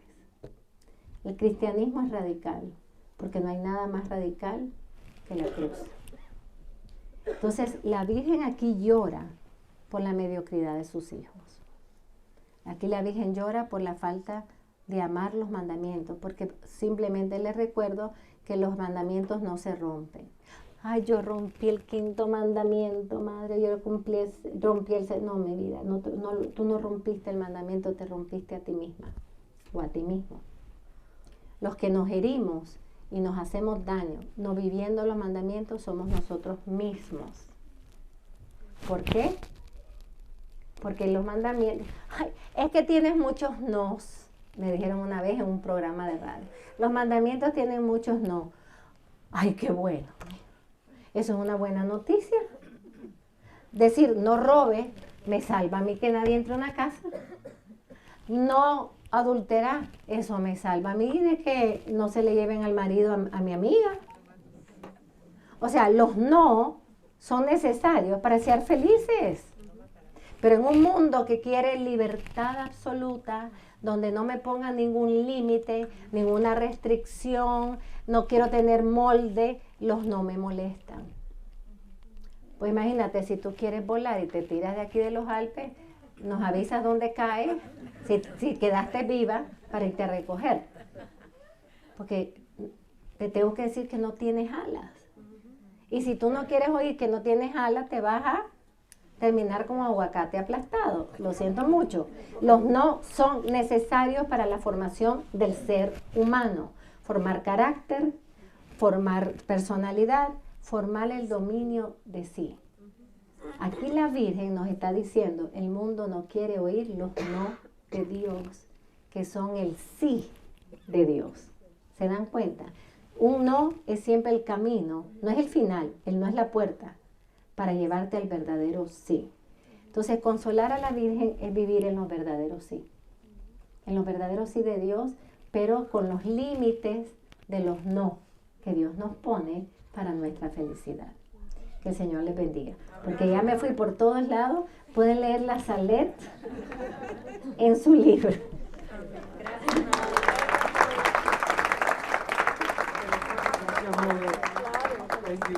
Y bueno, solo quiero hacer una clarificación porque me lo preguntan mucho. El secreto dado a Melanie. Eso es un tema bastante controversial muchas veces, porque dicen que Melanie lo dio años después, y es cierto que Melanie lo da años después. Como también años después, Sister Lucía, Sister Lucía habla de cosas que la Virgen le habló personalmente. El secreto dado a Melanie no entró en la aprobación de los primeros años porque ella no lo había revelado. Ella lo revela hasta que la Virgen le dice que lo puede revelar, según nos narra Melanie. Y eso fueron años después, posiblemente porque la cosa ya estaba poniéndose más donde no debía estar, y era el momento adecuado de revelarlo, ¿verdad? Yo no sé, yo no soy el juicio de la iglesia. La iglesia ha permitido que se hable de los 33 puntos del secreto pero les repito, no cayó en la aprobación inicial, ¿ok? Porque ya estos 3 son muy fuertes, estos 33 puntos son muy fuertes, habla de la fe, de la falta de la fe, y lo primero que la Virgen hace es mirar hacia Francia, especialmente hacia París, ¿ok? Habla de la falta de fe que viene a Francia, la falta de fe que viene a toda la iglesia, es un mensaje muy fuerte sobre la iglesia. A muchos no les gusta, pero hay que no se puede tapar el sol con un dedo, ¿verdad? La falta de la fe de la iglesia, no estamos ofendiendo a la iglesia, hermano. La iglesia es santa porque su fundador es santo. La falta de la fe de la iglesia es la falta de los miembros de la iglesia. Habla de apostasía. Sí, hermano, un católico que cree en la reencarnación es un apóstata. O sea, es que hay que entender que la apostasía es la renuncia de la fe verdadera, que puede llegar a todos lados. Hay gente tan sencilla como nosotras, como puede llegar a una persona bien formada, hasta teólogos, o hasta obispos, o sacerdotes, o cardenales. Pues sí, lo hemos visto, ¿verdad? Entonces, es un mensaje muy fuerte que no está aniquilando la jerarquía de la iglesia, está llamando a la jerarquía de la iglesia a tener cuidado de formarse bien y de estar rectos y en comunión con la fe de 2000 años de la iglesia, con la fe de Cristo y que dejó a los apóstoles y fue transmitida a los apóstoles. Habla de los grandes sufrimientos que habrán, de las hambrunas, y eso ya está históricamente comprobado, una gran hambruna de papa y de uva. Aquí Francia era los mayores productores de papa y uva, y pasaron muchos años en que hubo como un bichito, un moho, que se comió todas las papas y todas las uvas. Por lo tanto, los franceses no pudieron comer papitas fritas por mucho tiempo. O sea, no pudieron comer papa, que es como el vegetal especial de Francia, ¿no? Y las uvas eran los mayores productores de vino. ¿Qué significa eso, hermano? Si no había vino, no había vino para consagrar. ¿De qué se queja la Virgen? De la falta de amor a la Santa Misa. ¿De qué se queja la Virgen? De que no iban a trabajar y se olvidaban de ir a la misa. ¿Y a qué iban a trabajar? A sembrar papas o a recoger papas. La papa era más importante que Dios.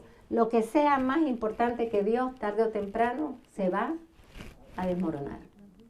Entonces, vemos aquí que pusieron la materia sobre el espíritu. Y tarde o temprano eso se torna en contra de nosotros.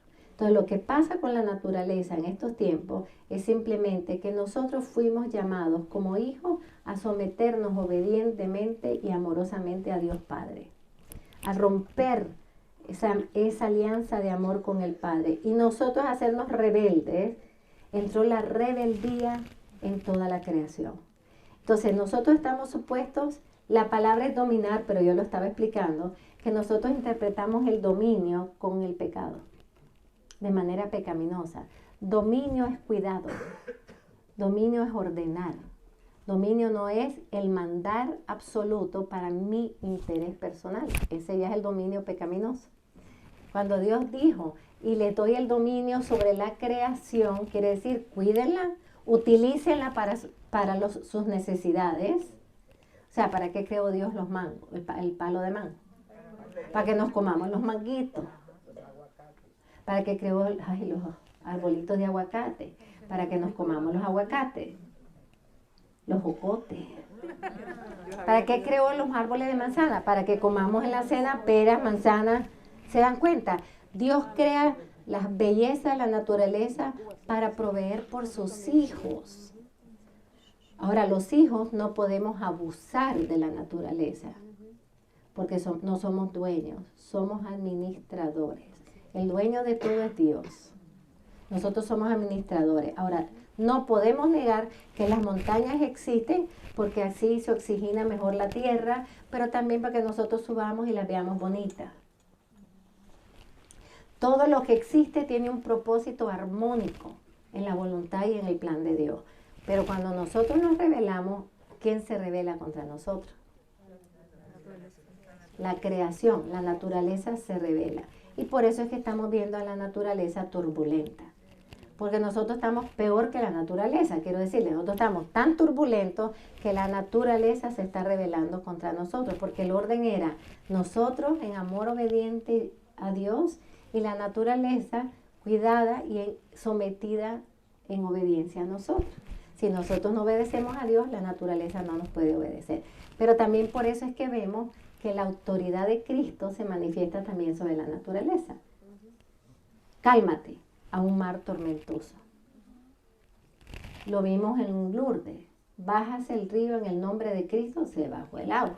O sea, tenemos autoridad sobre la naturaleza si nosotros estamos en comunión con Cristo. Y es la autoridad de Cristo en nosotros y la autoridad materna de la Virgen en nosotros. Pero si nosotros estamos rebeldes, mire, por más que levantemos los 10 dedos, la naturaleza viene directo contra nosotros. La del viento, la del aire, la del agua, la de los animales, la que sea. Porque es un orden establecido por Dios. Entonces aquí la Virgen llora por la falta de nuestra obediencia a la ley de Dios. Por lo tanto, el rompimiento de ese orden armónico con Dios, con la fe y con nuestra vida espiritual. Y habla de las consecuencias que ese desorden trae al mundo, a la iglesia y a nuestras almas. Que el Señor les bendiga.